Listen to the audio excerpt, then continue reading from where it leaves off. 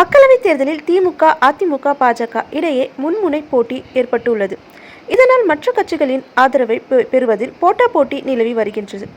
இந்நிலையில் மக்களவைத் தேர்தலில் திமுக கூட்டணிக்கு ஆம் ஆத்மி, பாச்வாட் பிளாக் கட்சிகள் ஆதரவு தெரிவித்துள்ளன. இன்று காலை முதல்வர் ஸ்டாலினை சந்தித்து ஆதரவு தெரிவித்த அக்கட்சி நிர்வாகிகள் திமுக தேர்தல் பிரச்சாரம் மேற்கொள்வதாக கூறினார். வருமானத்துக்கு அதிகமான சொத்து சேர்த்ததாக லஞ்ச ஒழிப்புத்துறை தொடர்ந்த வழக்கில் விடுதலை செய்யப்பட்ட பொன்முடிக்கு எதிராக சென்னை உயர்நீதிமன்றம் சிறப்பு நீதிபதி ஆனந்த் வெங்கடேசன் தாமாக முன்வந்து விசாரணைக்கு எடுத்துக்கொண்ட வழக்கில் குற்றவாளி என சென்னை உயர்நீதிமன்றம் தீர்ப்பு வழங்கியிருந்தது. இந்த தீர்ப்புக்கு எதிராக முன்னாள் அமைச்சர் பொன்முடி சார்பில் உச்சநீதிமன்றத்தில் மேல்முறையீடு செய்யப்பட்டது. இதனை விசாரித்த உச்சநீதிமன்றமும் சொத்து குவிப்பு வழக்கில் பொன்முடிக்கு விதிக்கப்பட்ட 3 ஆண்டு சிறை தண்டனை நிறுத்தி வைத்து இடைக்கால உத்தரவு பிறப்பித்துள்ளது.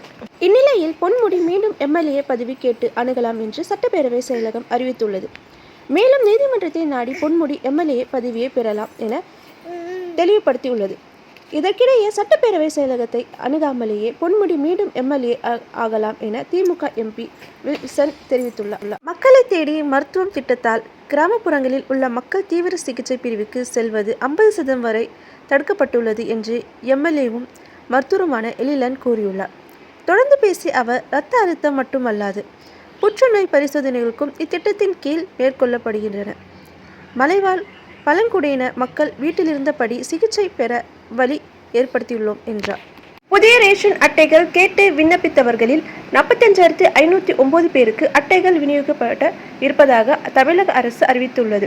கடந்த சில காலமாக புதிய அட்டைகள் வழங்கும் பணிகள் நிறுத்தி வைக்கப்பட்டிருந்தன.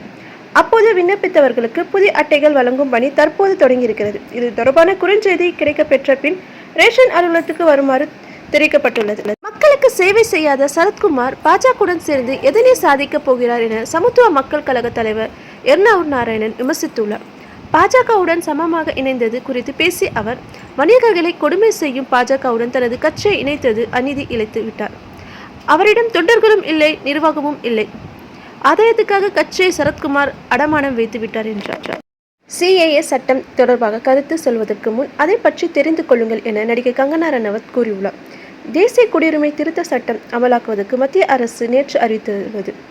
இதற்கு வரவேற்பு தெரிவித்த அவர், எதிர்ப்பவர்கள் முதலில் அது என்னவென்று கற்றுக்கொள்ளுங்கள் என்றார்.